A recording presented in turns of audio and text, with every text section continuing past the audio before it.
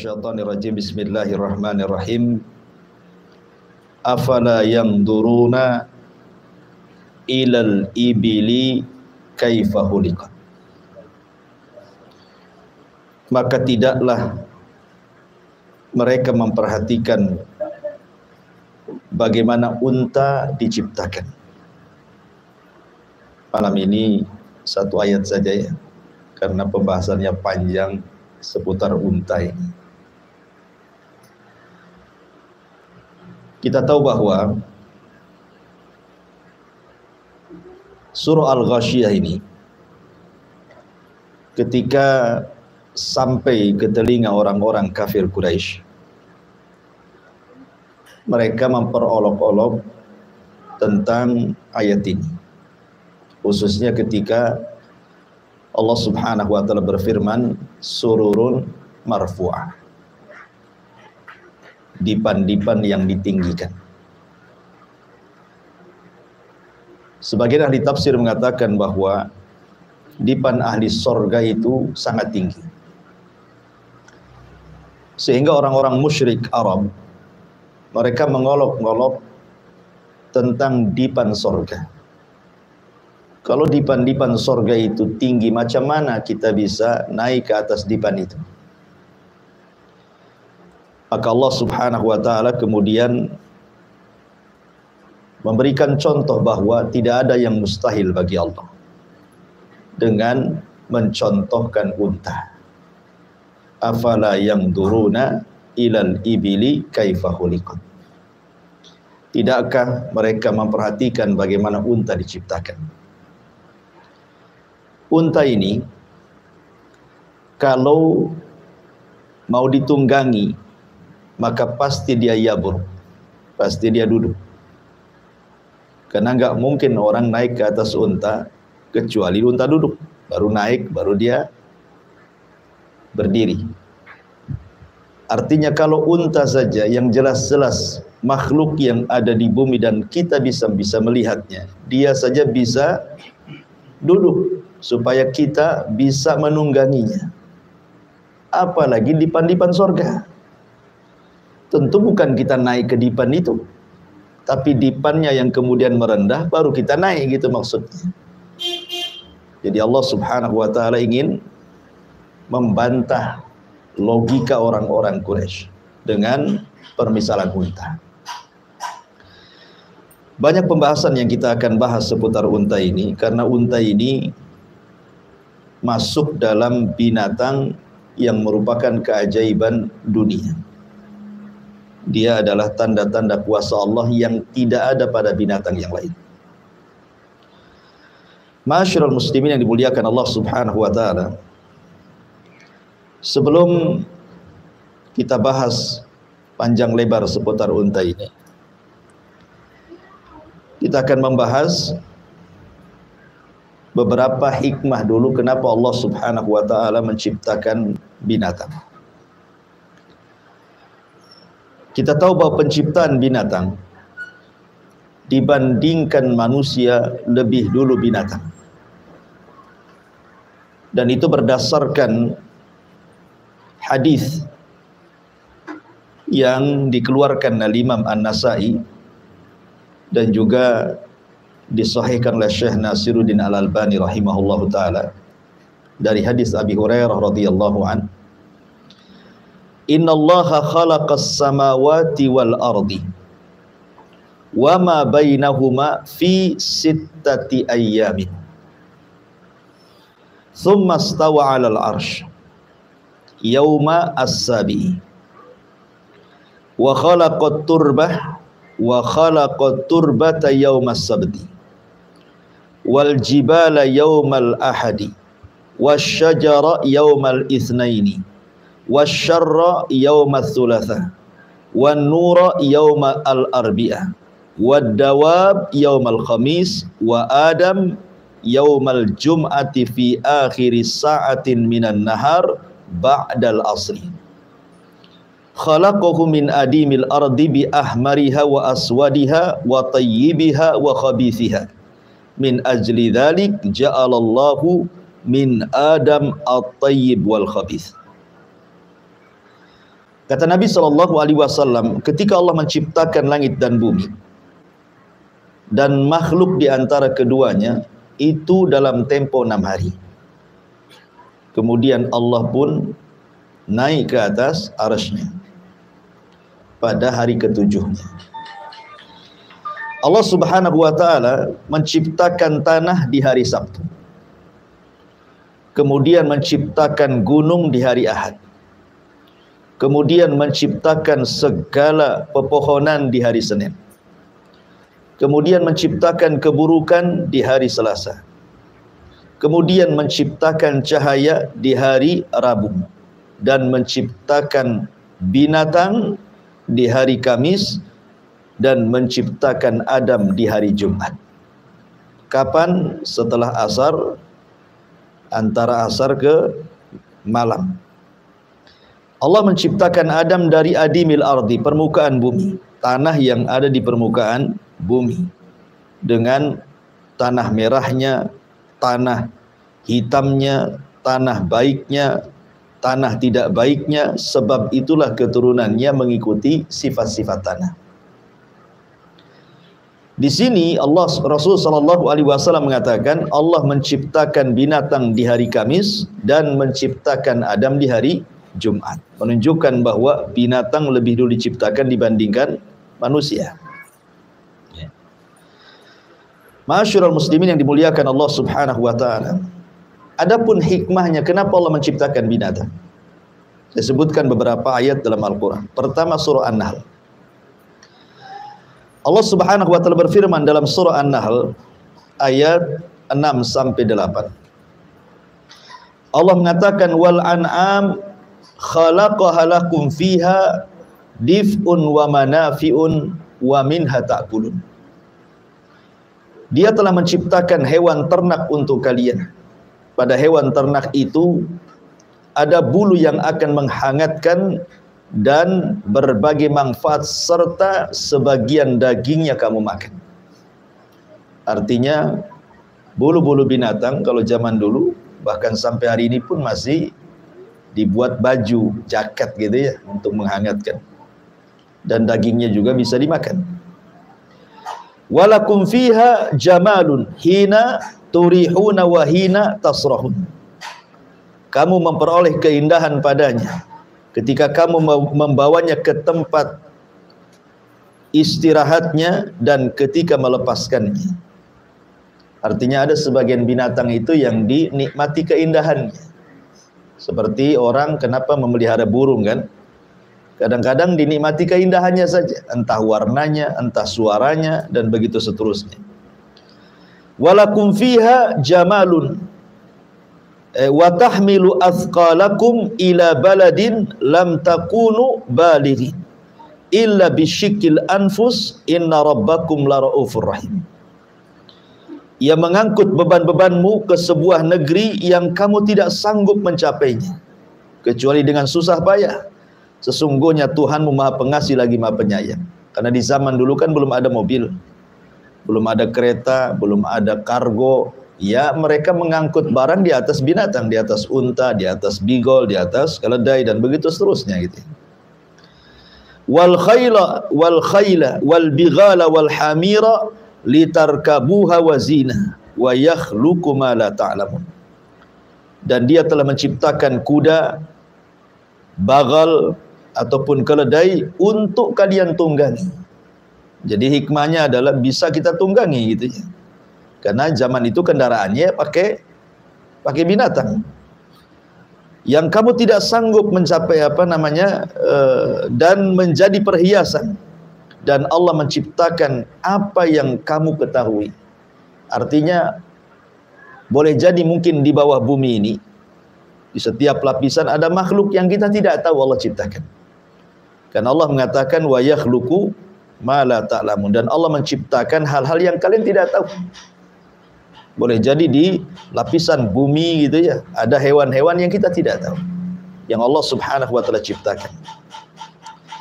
Kemudian juga dalam surah An-Nahl ayat 14-nya Allah mengatakan wa huwal ladzi sakharal bahra litakulu minhu lahman tariyan wa tastakhriju minhu hilyatan talbasunaha wa taral fulka muwakhira fihi walitabtagu min fadlihi wa la'allakum tashkurun. Dan dialah yang menundukkan lautan untukmu agar kamu dapat memakan daging yang sedap, maksudnya ikan. Dan dari lautan itu kamu mengeluarkan perhiasan yang kamu pakai, kamu juga melihat perahu berlayar padanya, dan agar kamu mencari sebagian karunia-Nya dan agar kamu bersyukur. Jadi hewan-hewan bukan hanya hewan darat saja, tapi Allah pun ciptakan hewan laut dengan berbagai macam ikan-ikan, dan kita bisa menikmatinya. Ini dalam surah An-Nahl. Kemudian dalam surah Yasin, Allah Subhanahu wa taala mengatakan, awalam yarau anna khalaqna lakum mimma amilat aydina an'aman fahum laha malikun.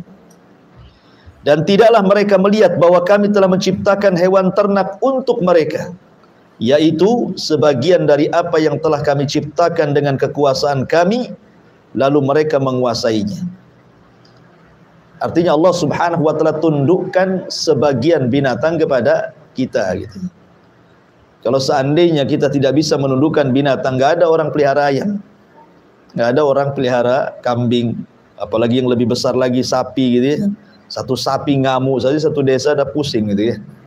Tapi ada sebagian binatang itu yang ditundukkan oleh Allah. Kemudian Allah mengatakan wa dzallalnaha lahum faminha rukubuhum wa minha yakulun. Dan kami menundukkan hewan-hewan itu untuk manusia, lalu sebagiannya bisa ditunggangi. Bisa ditunggangi kan itu ya. Coba kalau hewan itu semuanya buas gitu kan susah kita menunggangi. Ya. Dan kami ciptakan untuk tunggangan mereka, dan sebagian mereka bisa memakan dari hewan-hewan itu.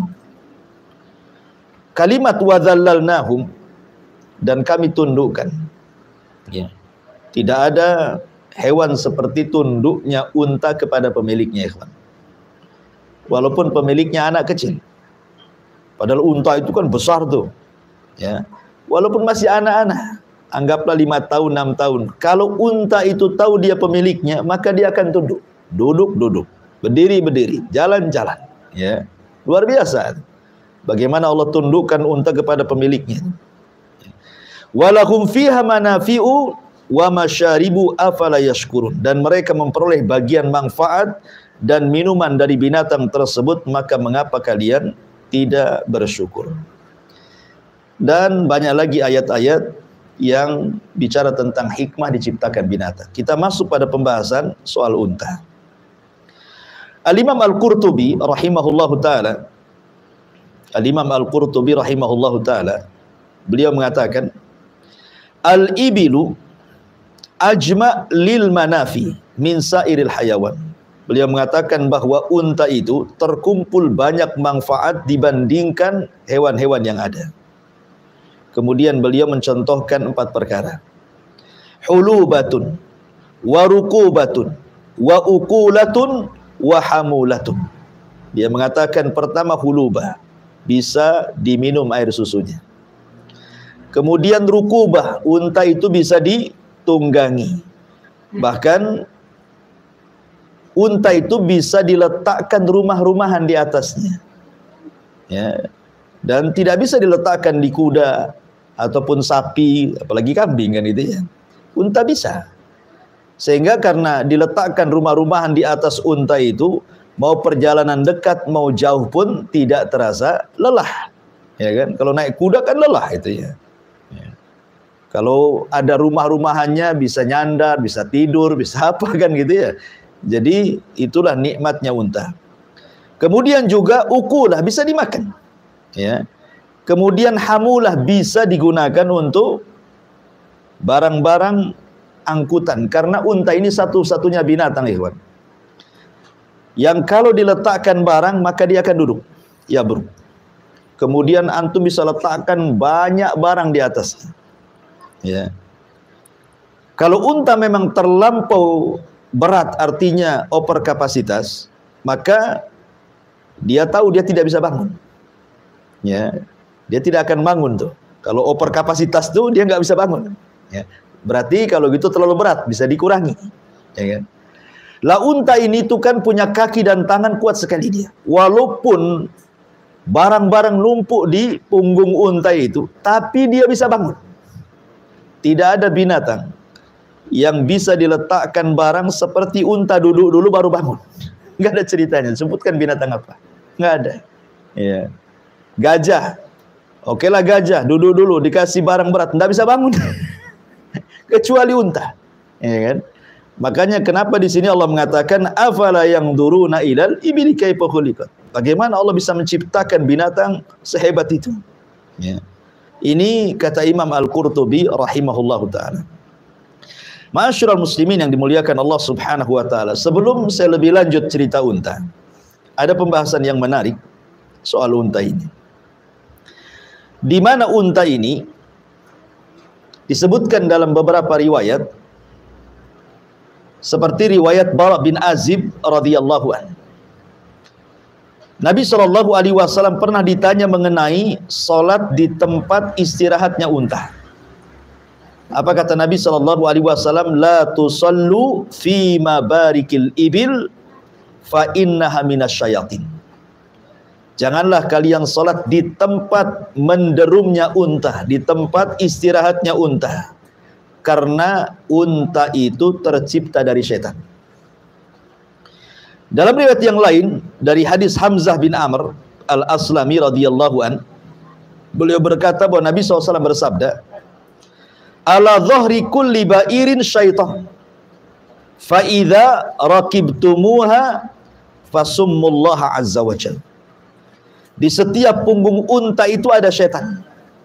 Jika kalian menungganginya, sebutlah nama Allah padanya.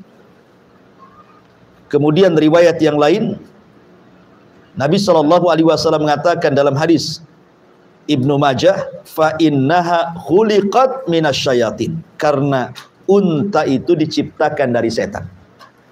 Di sini ada polemik ikhwan tentang perselisihan ulama. Apakah asal penciptaan unta ini? Karena ada hadis dari Ibnu Majah, fa innaha khuliqat minasyayatin, unta itu diciptakan dari setan. Ya. Di sini jadi polemik para ulama tentang asal penciptaan unta ini.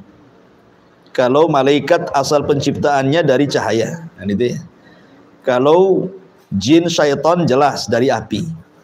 Kalau Nabi Adam dari tanah. Lah unta ini disabdakan Rasul, fa innaha khuliqat minasyayatin. Sesungguhnya dia diciptakan dari syaitan. Apakah yang dimaksud unta itu diciptakan dari syaitan?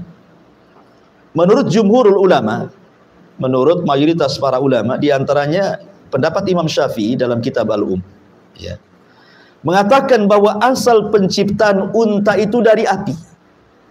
Sebagaimana jin asal penciptaannya dari api, maka unta pun sama. Maksudnya asal penciptaannya ya, seperti Adam asal penciptaannya dari tanah, tapi kan anak turunannya bukan dari tanah kan itu ya. Kita bicara asal penciptaan. Ya.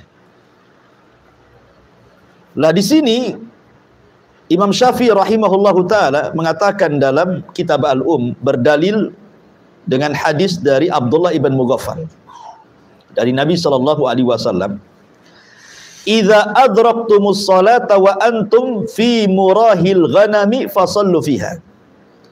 Kalau kalian mendapati salat, kemudian kalian salat di tempat istirahatnya kambing, salatlah di situ.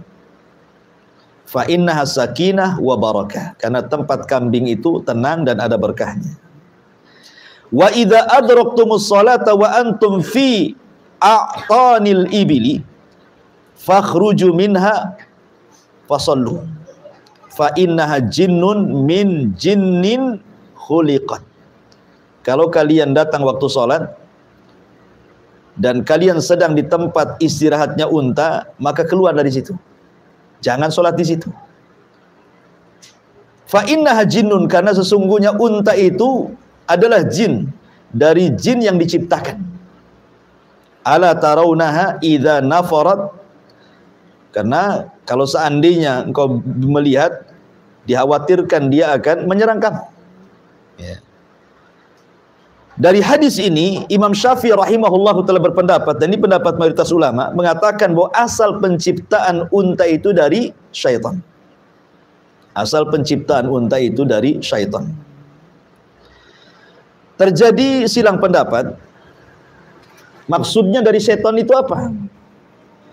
Ada yang mengatakan bahwa innaha khuliqat min jinsin khuliqat minhu syayatin. Jadi dia diciptakan dari satu jenis yang diciptakan padanya setan.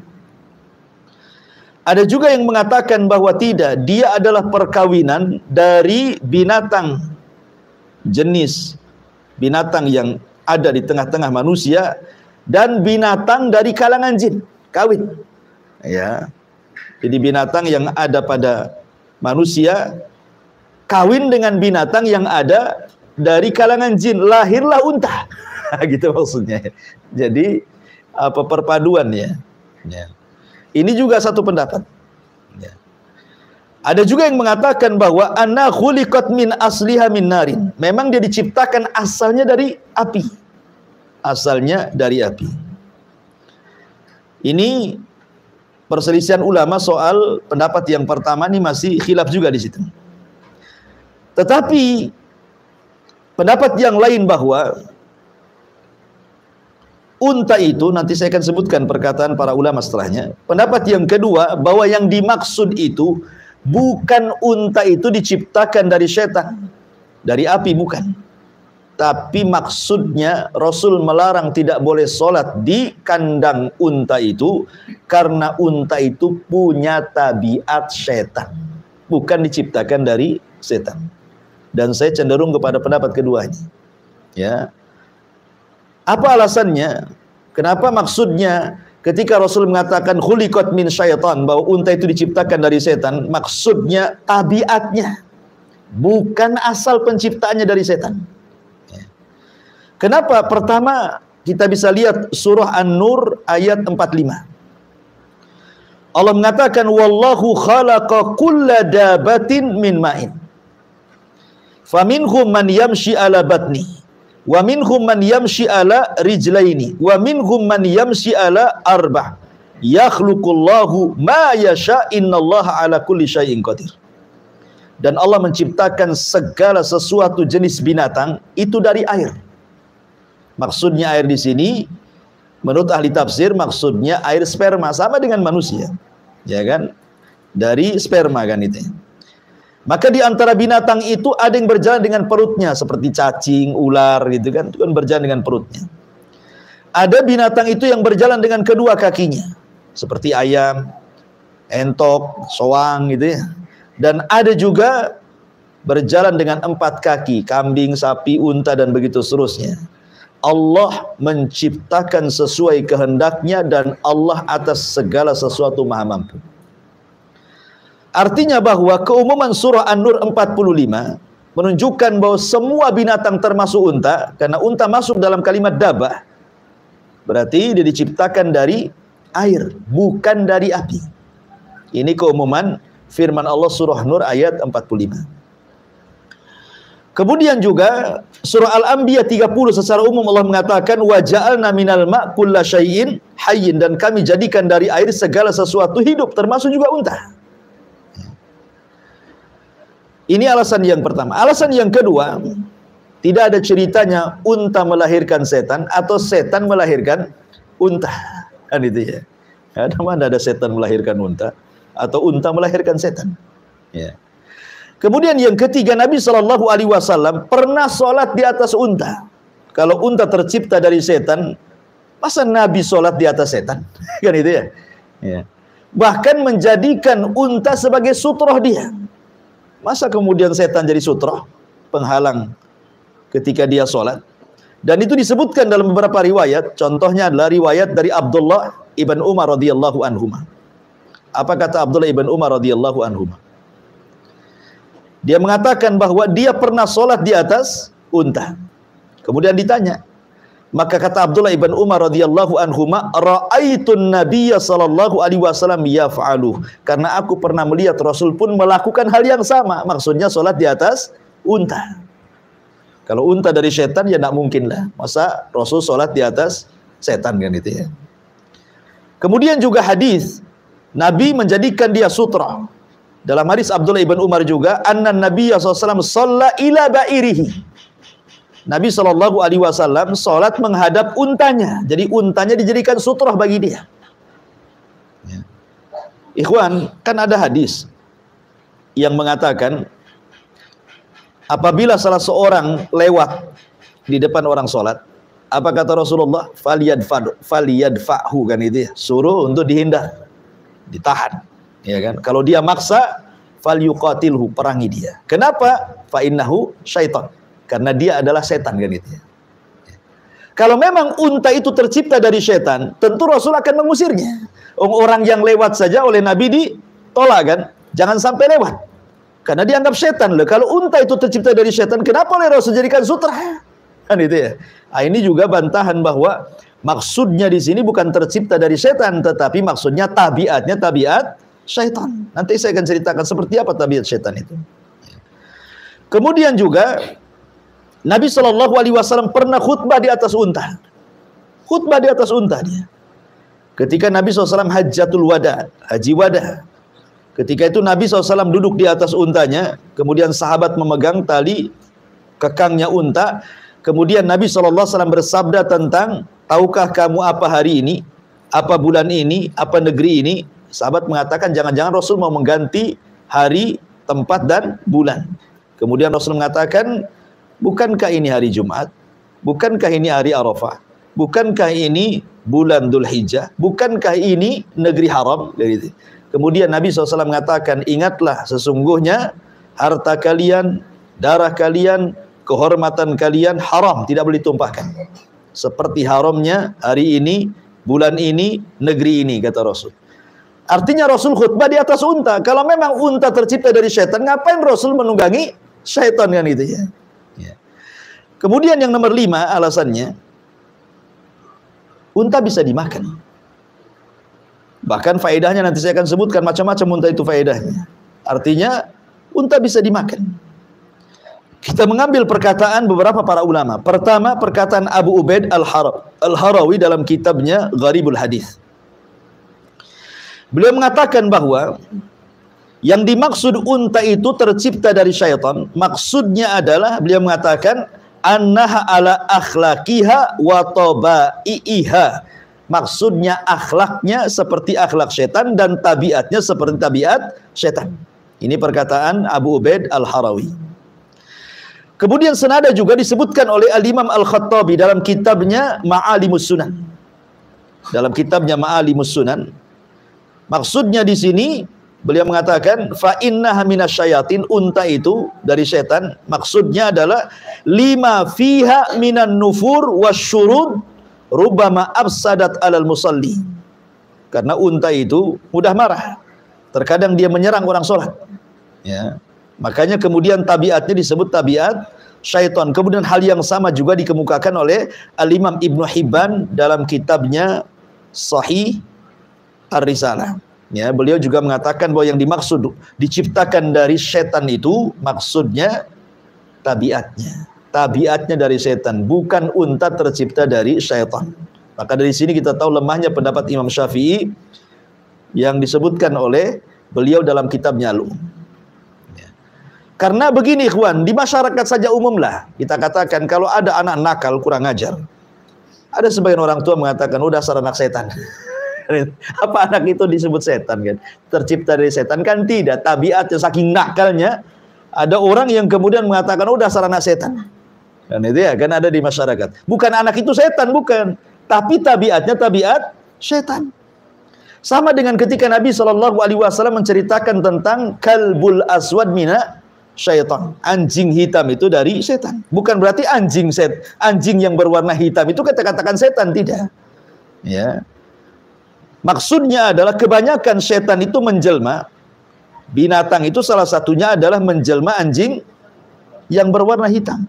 Makanya tabiat anjing yang berwarna hitam itu akan berbeda tabiatnya dengan anjing-anjing yang berwarna selain hitam. Jadi dia punya tabiat sendiri tuh, anjing hitam itu. Karena setan itu paling banyak menyerupai itu dengan anjing hitam. Jadi maksudnya tabiatnya. Ya, akan berbeda dengan warna-warna anjing selain anjing hitam. Jadi intinya bahwa ya pendapat yang mengatakan bahwa unta tercipta dari syaitan, dari jin itu tidak benar. Tapi yang benar artinya bahwa unta itu memiliki tabiat syaitan. Saya contohkan beberapa kasus. Ya. Ada seorang saya bercerita, unta ini tabiatnya adalah hikd. Hikdun itu artinya orangnya pendendam, ya, pendengki. Itulah unta. Makanya orang Arab, kalau ada orang yang suka pendendam dan dengki, maka akan disebutkan kamu itu lebih dengki dibandingkan unta. Jadi orang Arab itu suka ngomong gitu. Ya, kalau ada orang suka pendendam, suka pendengki, maka orang Arab akan mengatakan dendammu, dengkimu itu lebih parah dibandingkan dengkinya unta. Seperti itu mereka mengatakan. Ya, karena memang unta seperti itu. Jadi ada seorang syekh bercerita. Jadi ada kasus di pasar unta itu di Arab Saudi sana. Ya. Jadi ada orang yang kemudian menyakiti anak unta, disembelih anak unta itu, dan ketahuan oleh orang tuanya, oleh bapak atau ibunya unta itu. Kemudian unta ini punya ingatan kuat, ikhwan. Dia bisa menghafal siapa yang menyakitinya. Unta itu satu-satunya binatang punya hafalan kuat. Walaupun antum nggak ketemu 5-10 tahun, tetap dia masih tahu siapa antum. Kalau pernah menyakiti dia. Ya. Jadi ketika anaknya disembelih itu di depan induknya, jadi oleh induknya itu diikuti tuh kemana orang itu. Jadi ketika sudah tahu tempatnya, tidak langsung diserang. Subhanallah ya, punya taktik juga unta ini. Ya. Dia nunggu malam hari. Ya, dia nunggu malam hari, nunggu dia tidur. Ketika dia tidur di dalam tendanya itu, langsung disamperi. Kemudian ditunjang sama unta itu sampai mati. Coba bayangkan ya. Itulah unta. Ya, unta itu pendendam dia, pendengki. Kalau dia disakiti, maka dia tidak akan lupa kepada orang yang menyakitinya. Bukan hanya itu saja, dia pun pencemburu. Unta itu cemburu berat. Sampai-sampai dijelaskan, atau ada yang seorang syekh menceritakan di kampung Tabuk, ya ceritanya. Jadi ada orang punya unta, mau diperah gitu ceritanya. Jadi unta betinanya itu mau diperah susunya. Jadi oleh si jantan itu ketahuan, cemburu dia. Coba bayangkan ya, unta cemburu sama orang. Padahal nggak mungkin orang naksir unta kan itu. Dia hanya ingin mengambil air susunya saja. Tapi sama unta jantan itu, dia tidak mau unta betinanya ada orang yang mendekati. Jadi ada waktu-waktunya unta itu cemburu. Akhirnya kemudian setelah orang ini memerah air susunya, itu dikejar itu. Sampai kena, ditunjang, sampai mati. Subhanallah. Ya. Demikianlah kecemburuan unta jantan kepada unta betina. Unta masih enak cemburu. Ada juga manusia tak cemburu. Istrinya dibonceng tukang ojek ya biasa. Istrinya ke pasar buka aurat diganggu orang, ya biasa, slow-slow saja. Ya, sama dengan cerita siapa? Al-Aziz ketika istrinya merayu Nabi Yusuf. Sudah jelas bahwa Zulaiha yang salah, yang menggoda Nabi Yusuf. Ada saksinya. Ya, dan Aziz juga tahu suaminya. Dia suruh mengatakan kepada istrinya, sudahlah, sebaiknya kau bertobat saja. Nggak ada reaksi apa-apa. Biar Yusuf dipenjarakan gitu. Sebayangkan. Mana kecemburuannya nggak ada gitu. Unta saja masih cemburu. Ya itu kan salah satu tabiat yang kadang-kadang di manusia nggak ada, di unta ada tuh. Ya, pencemburu berat kepada betinanya itu ya. Baik, ma'asyiral muslimin yang dimuliakan Allah Subhanahu wa taala. Kemudian pembahasan selanjutnya baru kita masuk tentang keajaiban unta. Ikhwan, kenapa unta dijadikan oleh Allah Subhanahu wa taala sebagai tanda dari tanda-tanda kuasa Allah?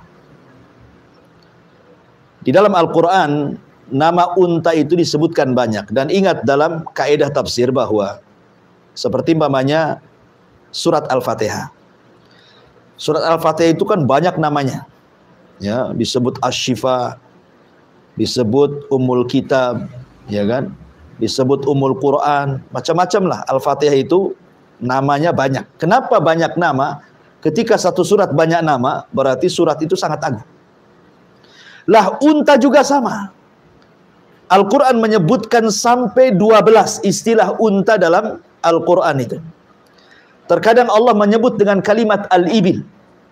Seperti Allah katakan dalam surah Al-Ghasyiyah ini, afala yanzuruna ilal ibil. Ya. Terkadang Allah Subhanahu wa taala menyebut dengan kalimat naqah ketika menyebutkan untanya mukjizat Nabi Saleh. Apa bahasa Quran? Naqat hadhihi naqatullah. Inilah untanya Allah kali itu. Disebut juga naqah. Terkadang disebut al-ir. Ya, disebut al-ir. Terkadang disebut al-budn. Seperti Allah mengatakan wal budnah kan itu ya. Kemudian juga terkadang disebut al-jamal. Seperti yang disebutkan dalam surah Al-A'raf ayat 40. Kemudian juga terkadang disebut apa namanya al-him. Seperti yang disebutkan dalam surah Al-Waqiah ayat 55. Kemudian terkadang juga disebut al-ba'ir. Al-ba'ir ya ma'ruf, ba'ir gitu. Kemudian juga terkadang disebut al-an'am. Sebagaimana disebut surah An-Nahl. Kemudian bahirah. Terkadang disebut sa'ibah. Terkadang disebut hama. 4 istilah ini terkandung dalam surah Al-Maidah ayat 103. Jadi banyaknya nama tentang istilah unta menunjukkan unta ini bukan binatang biasa. Saking banyak namanya dalam Quran itu. Ya. Karena memang Allah akan sebagaimana ayat yang kita bahas, afala yanzuruna ilal ibila kaifa khuliqat. Makanya Nabi SAW terkadang, karena unta ini memang satu, dia memang harta yang paling berharga bagi orang Arab itu adalah unta. Ya, harta yang paling berharga bagi orang Arab kala itu adalah unta. Unta itu dijadikan diat, bayar diat. Kalau ada orang yang dibunuh, kemudian tidak kisos, bayar diat. Berapa ekor unta? 100 ekor unta. Kan itu ya. Kemudian mahar, seperti maharnya Rasul kepada Khadijah, pakai unta. Ya kan? Kemudian juga bukan hanya itu saja, Nabi SAW mengistilahkan bahwa unta itu adalah kendaraan yang paling diagungkan oleh orang Arab. Sampai ketika Rasul mengatakan kepada Ali radhiyallahu an, ya Ali, la an yahdiyakallahu rajulan wahidan bika khairun laka min humrin. Naam, wahai Ali, kalau satu orang dapat hidayah lantaran lisanmu, itu lebih baik daripada unta merah. Ya. Kenapa Rasul mengistilahkan unta merah? Karena unta merah adalah unta yang paling disukai orang Arab, yang paling mahal. Ya, mungkin kalau sekarang ini CR-V yang terbaru gitu ya. Karena zaman itu belum ada mobil kan ya. Ya unta lah ada kelas-kelasnya. Ya unta merah itu kelas paling tinggi kendaraan di zaman itu. Bahkan Nabi SAW terkadang menjadikan pahala itu selalu dikait-kaitkan dengan unta. Contoh umpamanya, Nabi mengatakan, afala yaghdu ahadukum ilal masjid faya'lamu aw yaqra ayataini min kitabillah khairun lahu min naqataini. Kata Rasulullah, tidakkah engkau menyengaja datang ke masjid kemudian membaca 2 ayat saja, itu lebih baik daripada engkau punya 2 ekor unta. Bagaimana kalau 3 ayat lebih baik daripada 3 ekor unta? Bagaimana kalau 4 ayat lebih baik daripada 4 ekor unta? Dan bagaimana kalau banyak ayat jadi hitung dengan untanya? Ya, sampai Rasul mengistilahkan pahala saja dibanding-bandingkan dengan unta kan itu. Atau Nabi SAW ketika bicara tentang orang yang masuk sholat Jumat, ya kan? Apa kata Nabi SAW? Manigtasala yaumal jum'ah ghaslal janabah. Siapa yang mandi di hari Jumat seperti mandi junub. Ada yang mengatakan mandi Jumat itu wajib, ada yang mengatakan sunnah. Ya. Syekh Utsaimin mengatakan wajib. Bahkan Syekh Utsaimin mengatakan aku tidak pernah meninggalkan seumur hidupku mandi wajib Jumat. Ya.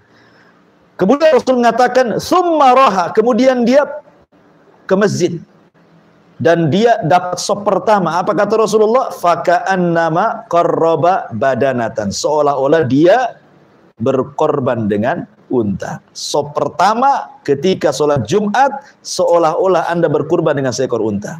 Sop kedua, seolah-olah berkurban dengan seekor sapi betina. Sop ketiga, seolah-olah berkorban dengan seekor kambing.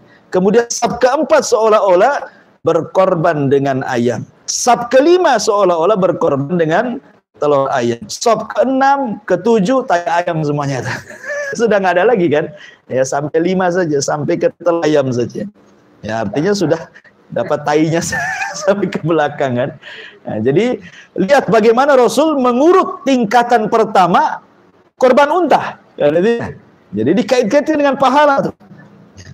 Kemudian juga contoh yang lain pamannya, Nabi SAW mengatakan la tasubul ibila, jangan kalian tak unta. Inna fiha ruku'ud dami wa mahrul karima. Jangan kau celah unta, karena unta bisa untuk membayar diat dan bisa untuk membayar mahar, kata Rasul. Sampai dilarang kita mencela unta. Ya. Bahkan Nabi SAW juga mengatakan di dalam hadis yang lain, ketika Nabi SAW bicara tentang wanita-wanita terbaik di zaman itu, apa kata Rasulullah? Khairun nisa rakibnal ibila. Sebaik-baik perempuan di zaman itu adalah perempuan yang nunggang unta. Sehingga mengistilahkan wanita terbaik dengan menunggang unta. Nah, bahkan Nabi SAW pernah suatu ketika dicegat unta. Jadi ketika Rasul itu disebutkan dalam Musnad Imam Ahmad dari Anas bin Malik radhiyallahu an, ketika Nabi SAW sedang berjalan-jalan tuh di ganggang kota Madinah, nampak pula unta. Dikejar Rasul sama Anas tuh. Ketika sudah kemudian unta itu membalap Rasul dan lebih dulu tiba-tiba menghadang Rasul, tiba-tiba sujud. Rasul turunlah.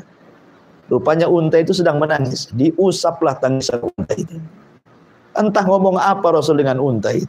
Tiba-tiba Rasul kemudian berdiri memanggil-manggil orang Ansor. Siapa pemilik unta ini? Gitu. Tiba-tiba ja'afatan minal Ansor, berdirilah anak muda dari Ansor dan mengatakan, ana ya Rasulullah. Rasul marah dan mengatakan, afala tattaqillah fi hadhil bahimah allati malakakallahu iya. Tidakkah kau bertakwa kepada Allah dengan untamu ini yang telah Allah kuasakan kepadamu? Lihat dia mengadu kepadaku. Kan itu. Engkau tuji'u wa tud'ibu, menyakiti dan engkau suka melemahkan dia. Kau hanya mempekerjakan tapi tidak merawatnya. Unta ngadu sama Nabi. Ya. Ini luar biasa, ikhwatu fillah, muliakan Allah. Dan banyak cerita-cerita unta di dalam hadis-hadis Nabi SAW. Bahkan Allah jadikan mukjizat Nabi Soleh itu unta juga, yang disebut dengan naqatullah. Adapun keistimewaan unta itu, ikhwan, ini yang menarik kita bahas, karena ini berkaitan dengan ayat afala yanzuruna ilal ibili kaifa khuliqat. Tidakkah kau lihat bagaimana unta diciptakan? Pertama, kencing unta itu obat. Kencingnya saja itu obat. Bahkan diteliti oleh pakar-pakar kesehatan. Ya, kencing unta itu obat. Makanya kalau antum Allah takdirkan bisa umroh, kan, atau yang pernah umroh kan tahulah, biasanya diajak ke penangkaran unta. Itu sudah berderet itu botol-botol aqua itu warna kuning. Itu kencing unta. Itu di sana dijual beli kencing unta. Ya, bayangkan kencing unta lebih berharga dibandingkan kencing antum. Ya. Jadi obat kencing, dan itu diteliti bisa mengobati banyak penyakit. Bahkan ada satu penyakit yang tidak bisa disembuhkan kecuali dengan kencing unta. Saking hebatnya kencing unta. Ya, memang bau sekali. Ya. Kemudian yang kedua, air susunya juga obat. Air susunya juga obat. Ya, bisa mengobati penyakit gula dan macam-macam. Bahkan dagingnya, daging unta itu daging terbaik. Kenapa? Karena tidak mengandung kolesterol. Tidak mengandung gula. Jadi walaupun makan banyak-banyak daging unta itu nggak akan berat tuh punggung kita itu. Coba antum banyak-banyak makan kambing, leher udah berat kan itu ya. Kayaknya ada beban aja di punggung.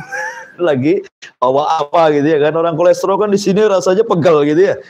Sebanyak daging unta antum makan nggak akan keluar kolesterol tuh. Luar biasa unta. Dagingnya saja luar biasa gitu. Kemudian juga jangan itu, gajinya, lemaknya itu pun obat.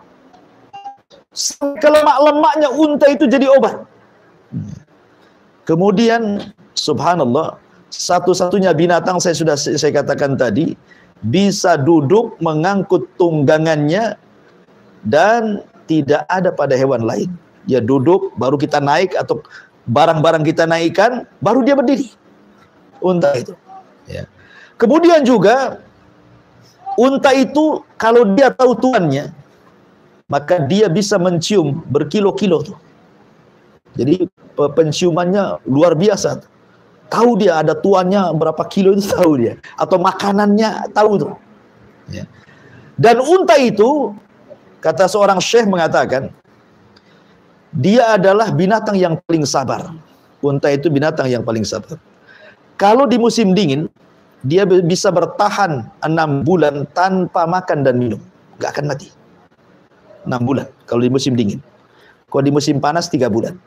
Ya, dia sabar, nggak makan loh, nggak ada makanan, nggak ada minuman. Kalau di musim dingin dia bisa bertahan hidup 1 bulan. Kalau di musim panas 3 bulan. Kenapa bisa seperti itu? Antum lihat unta itu ada punuknya kan? Di belakang itu ada punuk. Apa sih fungsi punuk itu? Fungsi punuk itulah untuk menyimpan air dan makanan. Jadi waktu unta itu minum berliter-liter itu, unta kalau minum banyak dia.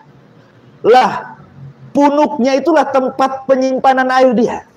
Ya, kalau dia makan dikunyah, ya makanannya ditaruh di situ. Makanya ajar unta itu walaupun berbulan-bulan nggak akan mati dia. Kenapa? Karena sudah menyimpan minumannya di punuknya itu dan makanannya di situ. Ya, jadi walaupun berbulan-bulan nggak akan mati dia. Dan itu nggak ada pada binatang yang lain. Nah, coba binatang apa? Antum punya peliharaan ikan, antum kasih makan mati. Ya. Antum kasih ayam, kurung ayam itu 1 minggu, nggak mati kan itu. Kambing nggak dikasih makan mati. Nah, karena memang mereka nggak punya punuk untuk menyimpan air dan makanan. Unta punya, disimpannya dia di situ. Makanya di musim dingin 6 bulan dia bisa bertahan. Ya. Kalau di musim panas 3 bulan saja dia bisa bertahan.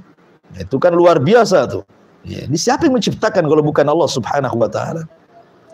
Kemudian yang hebatnya lagi, unta itu tidak suka dengan suara yang jelek, dan dia suka dengan suara yang indah. Dia tidak suka dicaci, dimaki, tahu dia.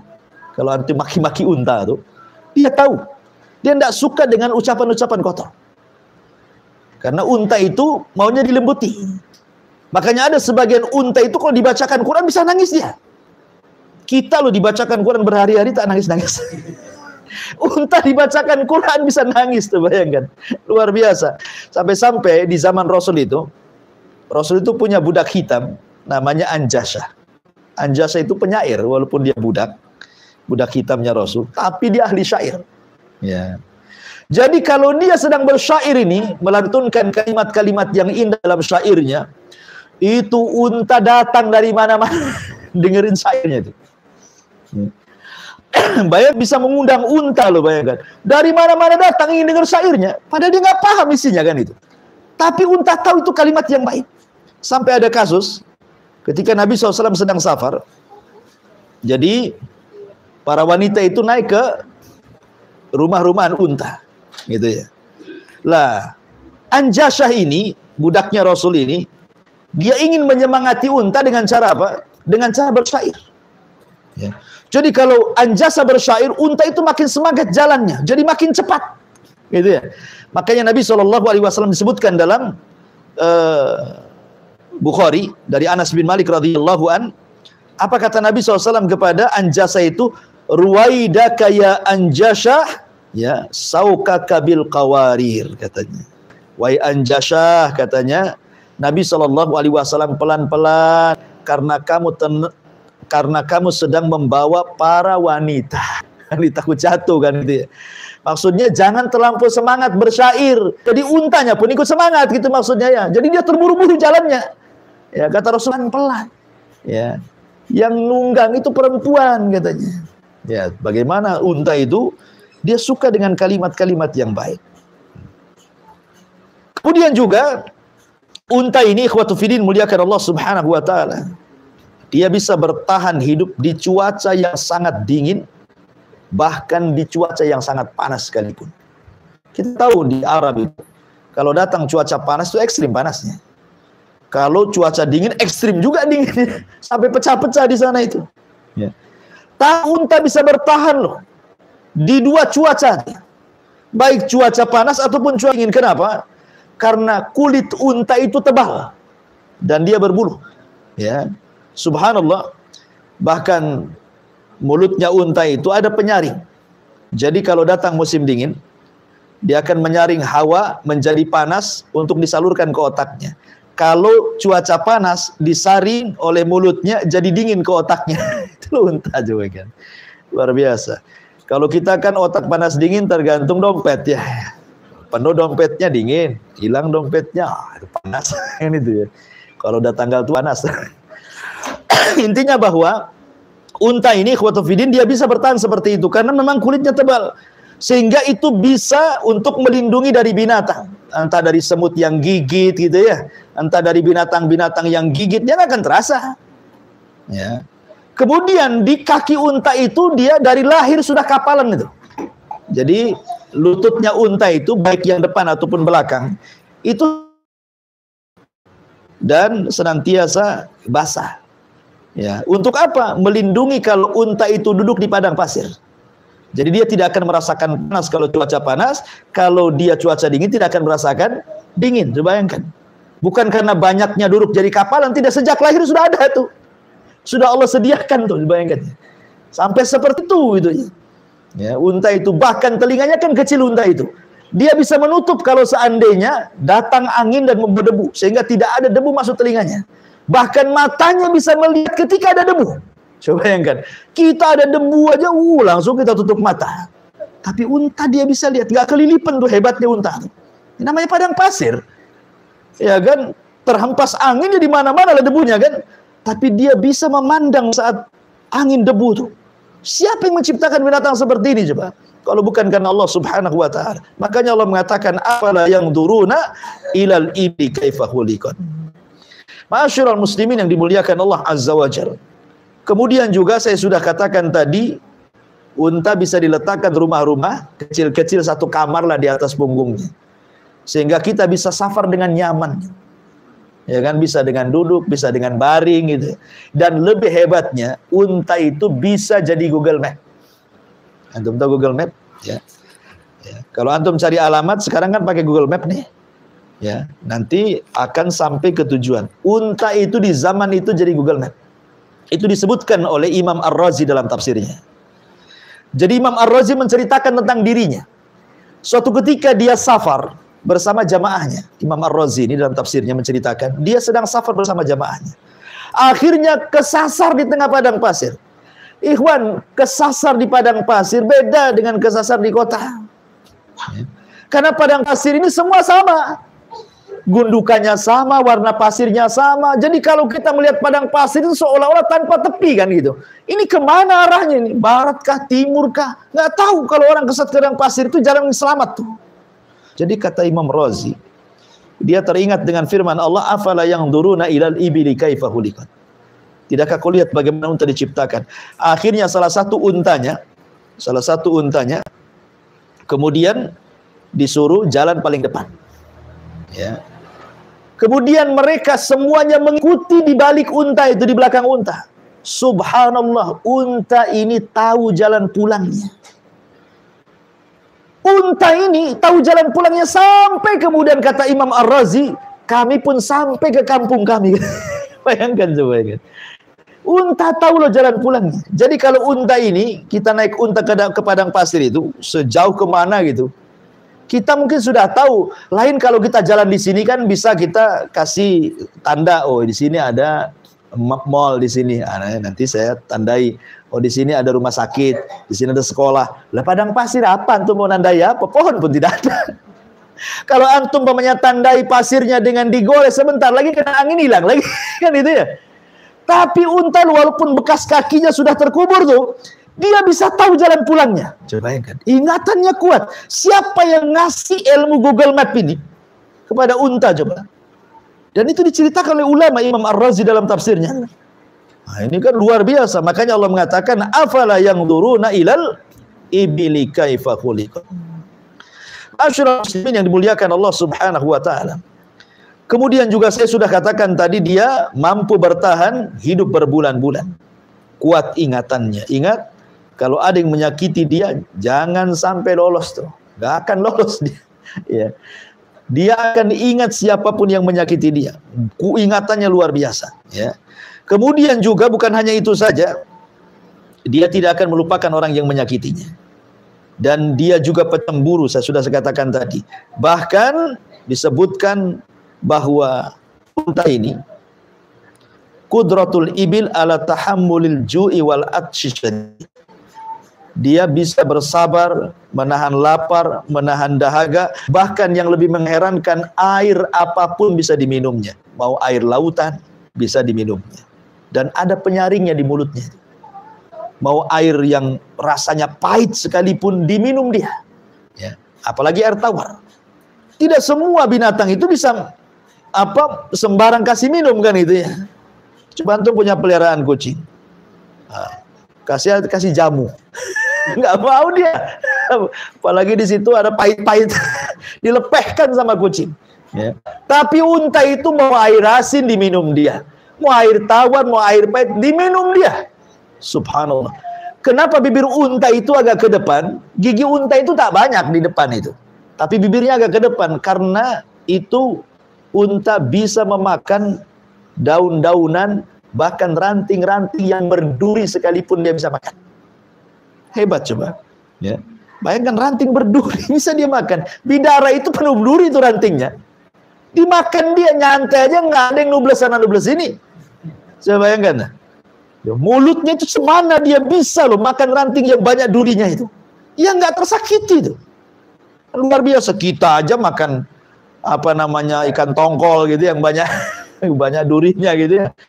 Satu aja nusuk, wah itu udah luar biasa. Antum ngepal nasi itu ya, supaya ditelan betul-betul itu. Jadi unta itu sampai seperti itu Allah Subhanahu wa taala beri kuasa gitu. Ma'asyiral muslimin yang dimuliakan Allah Subhanahu wa taala. Bahkan disebutkan kaki unta ini kan dia dua gitu ya, kan jeber gitu ya. Artinya dia bisa berjalan di padang pasir.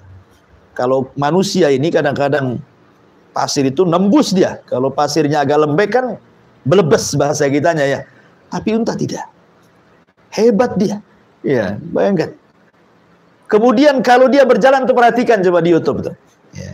Dia berjalan, kalau kaki depannya yang kanan maju, maka kaki kirinya juga maju. Kaki kanannya sama-sama kanannya maju.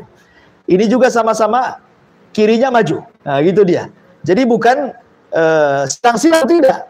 Yang depannya yang kiri maju, yang belakang juga yang kirinya maju. Nah, modelnya bersamaan gitu. Unta itu ya kan. Kenapa? Untuk keseimbangan jalan tuh. Luar biasa unta ini. Ya, jadi memang Allah Subhanahu wa taala berikan kelebihan kepada unta. Makanya Allah Subhanahu wa taala mengatakan di sini, afala yanzuruna ilal ibili kaifa khuliqat. Ya. Ma'asyiral muslimin yang dimuliakan Allah Subhanahu wa taala, ini di antara kehebatan unta. Lah ketika Allah Subhanahu wa taala mengatakan afala yanzuruna ilal ibili kaifa khuliqat, seolah Allah Subhanahu wa taala ingin katakan, siapa yang menciptakan hewan sehebat ini? Ya, yang tidak ada pada hewan yang lainnya. Dan Allah Subhanahu wa taala contohkan unta dan tidak mencontohkan hewan-hewan yang lain. Karena saya katakan tadi, banyak sekali manfaat pada unta. Salah satunya adalah dari segi kesehatan.